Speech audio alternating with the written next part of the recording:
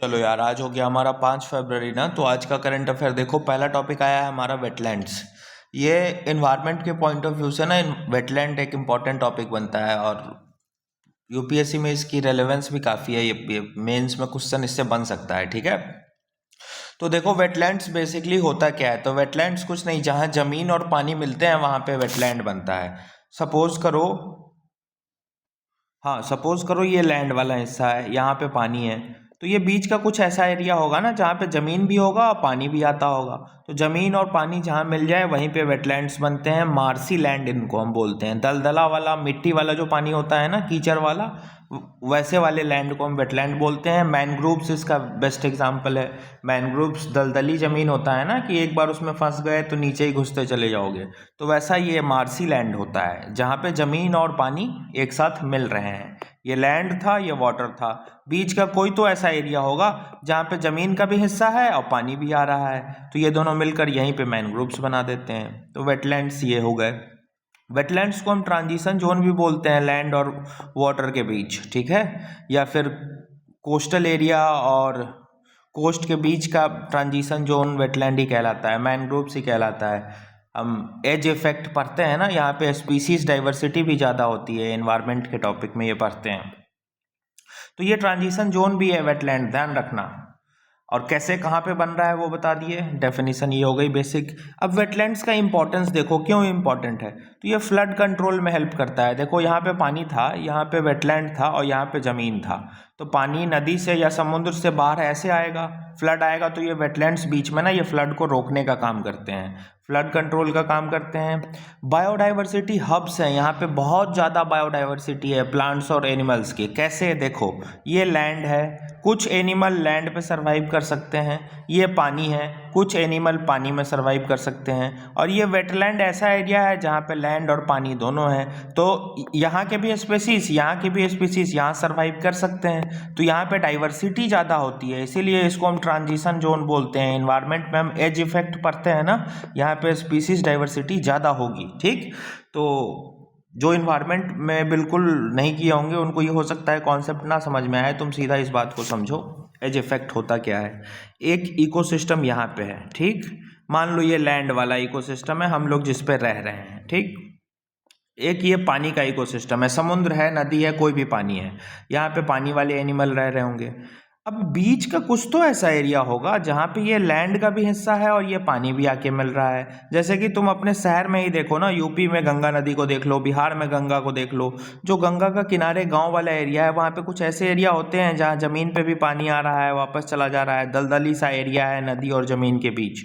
तो उसी को, वो तो छोटा एरिया है, लेकिन जब बड़े लेवल पे ये बनता है ना, तो इसी को हम वेटलैंड्स कहते हैं। तो अब इस वेटलैंड पे ज़मीन भी है, वाटर भी है।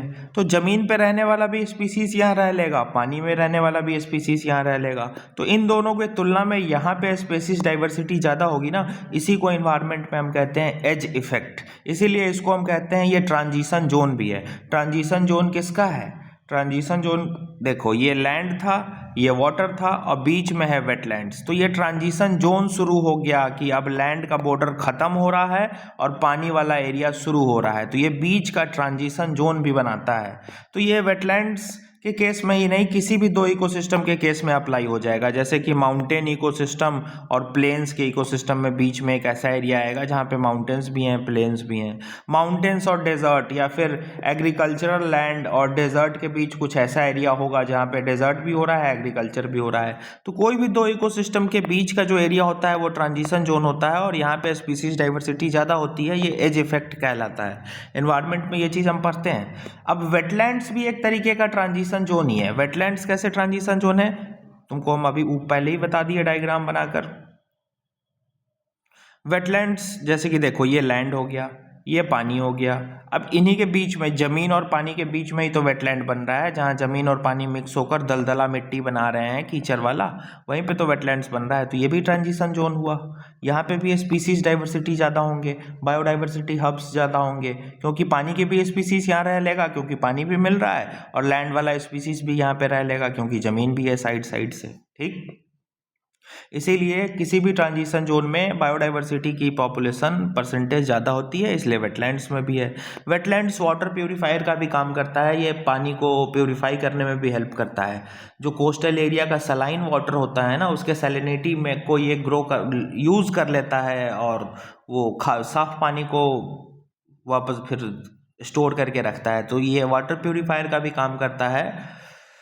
साथ ही साथ ये किसी भी कंडीशन में, उतने हार्श कंडीशन में, सॉल्टी वाटर के कंडीशन में ये सर्वाइव कर सकता है। तो ये सर्वाइवल रेट भी मैनग्रोव्स का काफ़ी अच्छा है। मैनग्रोव्स कार्बन सिंक का भी काम करता है। कार्बन सिंक मतलब जो कार्बन को एब्जॉर्व करे, ठीक है।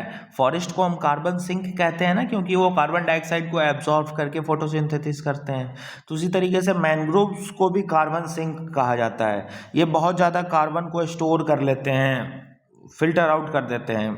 तो इनका इन्वायरमेंट में भी बहुत क्रूशियल रोल है। इनके इकोनॉमिक बेनिफिट्स भी बहुत हैं, ये लाइवलीहुड भी जनरेट कराते हैं, इकोनॉमिक बेनिफिट्स भी बहुत ज़्यादा हैं। क्या क्या है आगे बताएंगे, चिंता मत करो। और ये ई कल्चर के लिए बहुत क्रूशियल है। ई कंफ्यूज हो गए ना, ई क्या है?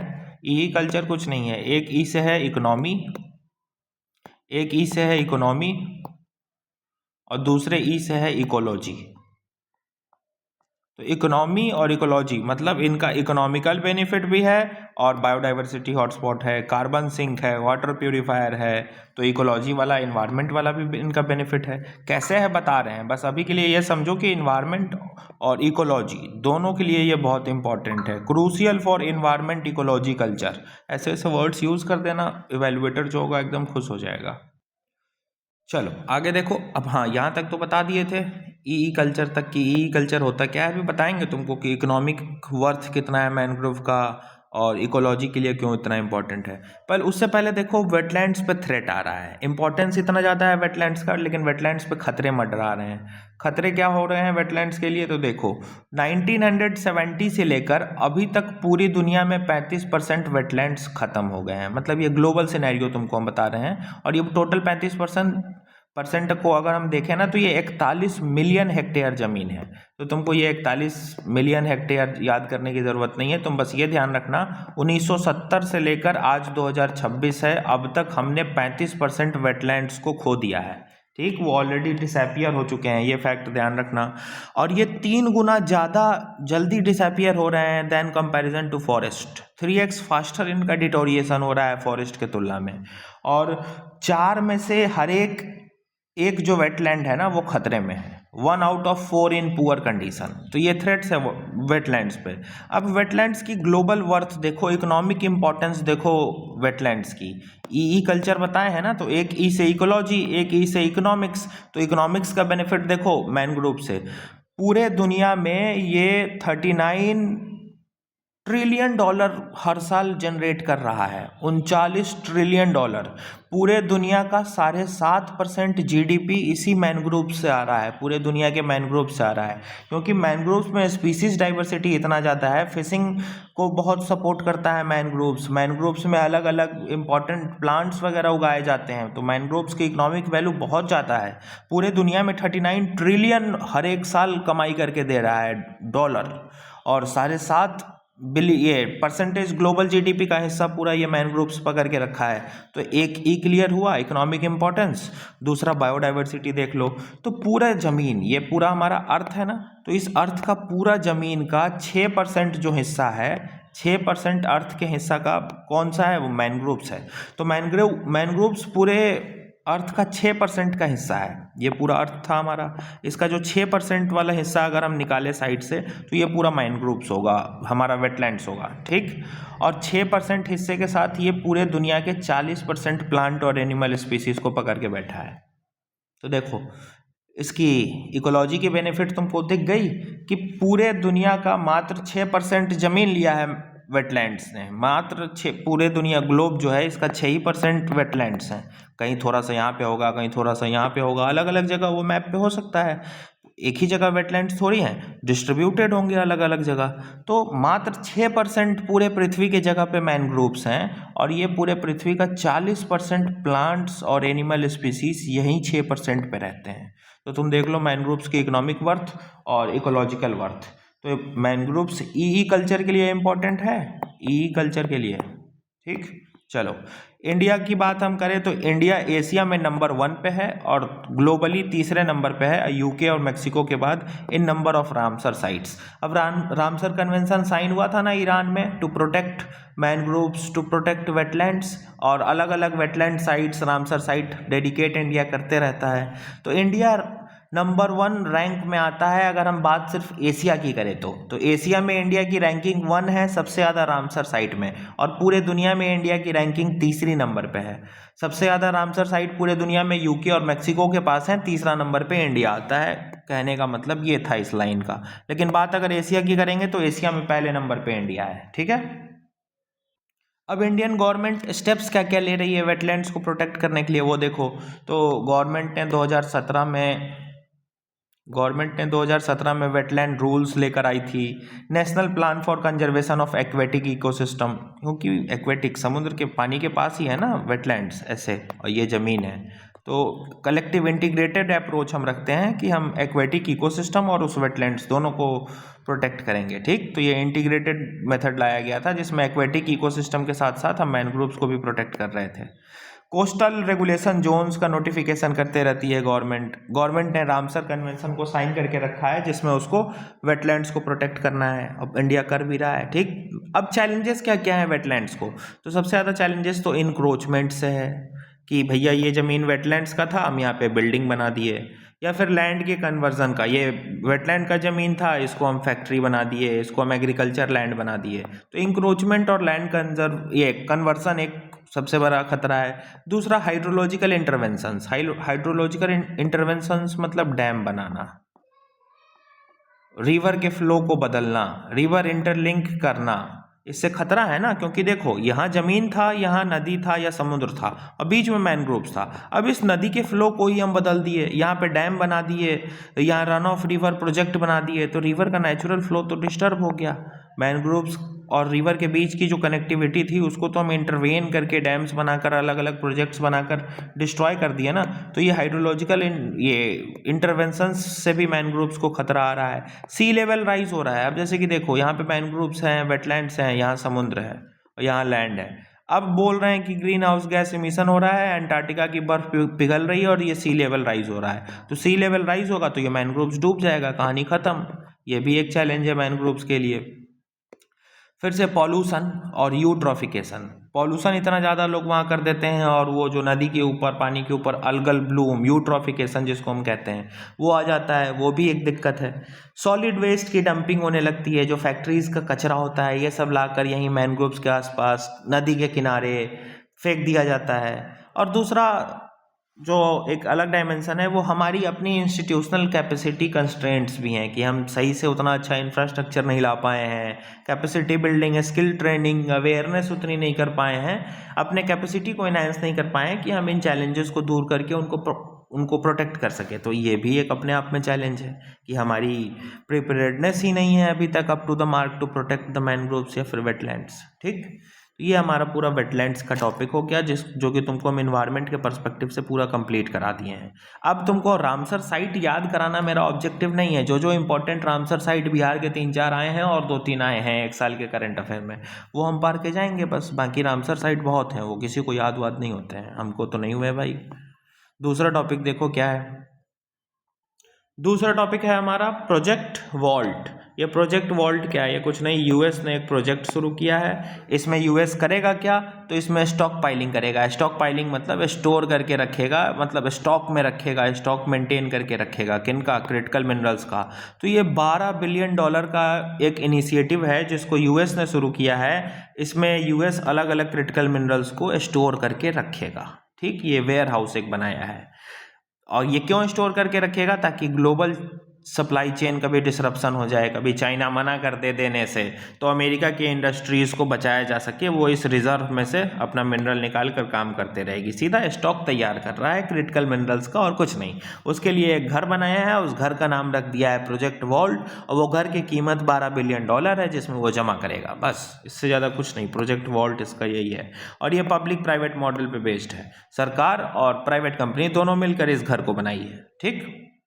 चलो तीसरा टॉपिक देखो, ब्लू लाइन। ब्लू लाइन क्या है? पहली बात तो ये कोई बॉर्डर नहीं है, कोई इंटरनेशनल बॉर्डर नहीं है, कोई रियल लाइन नहीं है, ये एक इमेजिनरी लाइन है जिसको यूनाइटेड नेशन ने ड्रॉ किया था। ये लाइन ऑफ विड्रॉल इसको हम कहते हैं। क्यों लाइन ऑफ विड्रॉल इसको कहते हैं? क्योंकि इजराइल का फोर्स लेबनान से वापस आ गया था। ये बोला गया था कि इस ब्लू लाइन के आगे इजराइल की फोर्स क्रॉस नहीं कर सकती है, इजराइल की फोर्स वापस आएगी, लेबनान पे अटैक नहीं करेगी। तो देखो, जब हम वेस्ट एशिया पढ़ते हैं ना, वेस्ट एशिया का मैप तुम लोग को बहुत बार हम दिखाए हुए हैं, ये हमारा इंडिया है, और जब हम इससे आगे बढ़ते हैं ना तो ये वाला हिस्सा जो पूरा है ये वेस्ट एशिया है, वेस्ट एशिया यही है, और यहाँ नीचे हम अफ्रीका है, ये नीचे अफ्रीका वाला पार्ट है, तुमको हम पूरा मैप दिखा चुके हैं, ठीक।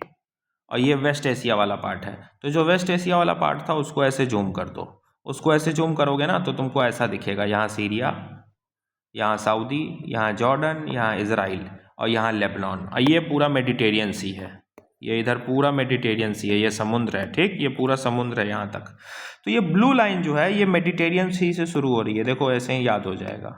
ये ब्लू लाइन जो है ना ये है, ये मेडिटेरियन सी से ये ब्लू लाइन शुरू हो रही है, और ये 120 किलोमीटर लंबी लाइन है, बस तुमको इतना ही याद रखना है। और ये सेपरेट कर रही है इजराइल और लेबनान को, आपस में सेपरेट कर रही है ना। इजराइल के फोर्स यहाँ से विड्रॉ कर गए थे कि हम ब्लू लाइन क्रॉस नहीं करेंगे, सीधी सी बात। ये 120 किलोमीटर इतना लंबा ये ब्लू लाइन है, देखो ब्लू से बना देते हैं ब्लू लाइन, ये ब्लू लाइन यही है, ठीक।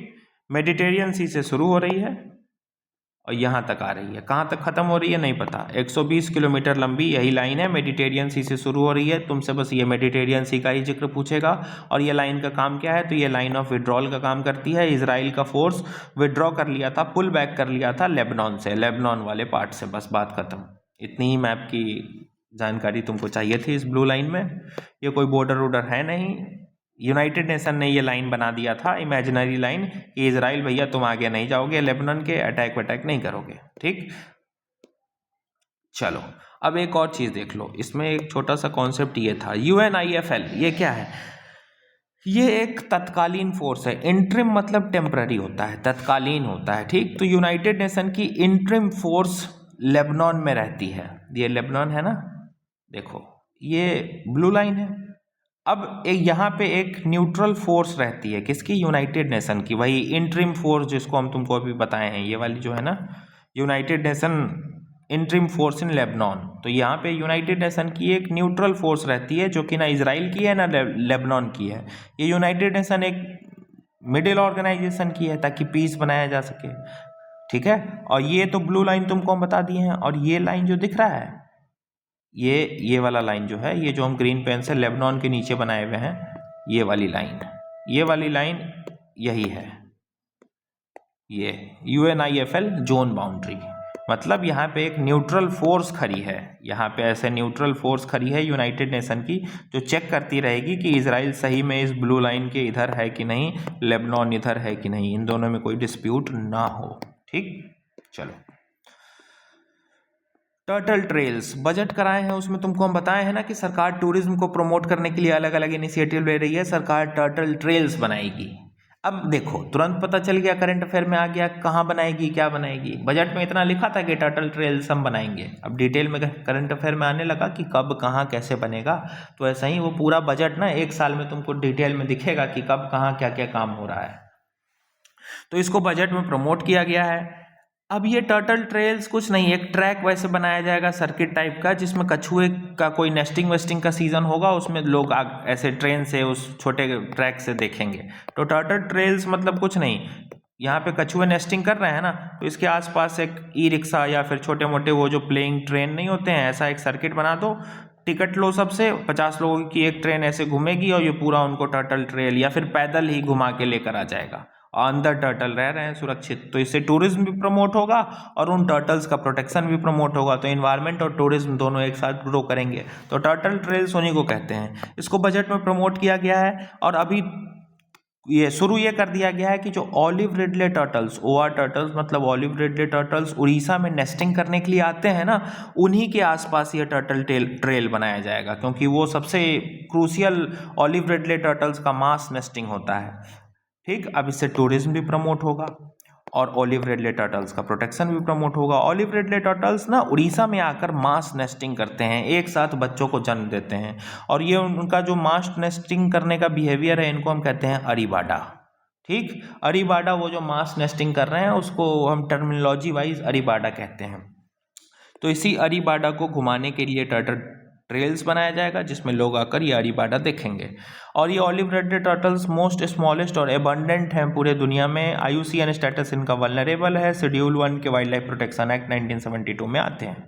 ठीक, उड़ीसा की सरकार एक प्रोजेक्ट ओलिविया चलाती है ताकि ऑलिव रेडेड टर्टल्स को प्रोटेक्ट किया जा सके। ये हर साल उड़ीसा के गहीर मठा वाइल्ड लाइफ सेंचुरी में आते हैं और वहाँ पे मास नेस्टिंग करते हैं। Olive Ridley turtles multiple time current affair में आया है, मल्टीपल टाइम हम किए हैं, और UPSC ऑलिव रिडले टर्टल से सवाल भी पूछ चुका है। ठीक, और मेन आज का न्यूज़ ये था कि ऑलिव रिडले टर्टल्स जहाँ पे आके मास नेस्टिंग करते हैं वहीं पे ये टर्टल ट्रेल्स जो कि बजट में प्रमोट किया गया है उसको बनाया जाएगा। दैट्स इट, कहानी खत्म आज के करंट अफेयर की। मिलते हैं कल फिर।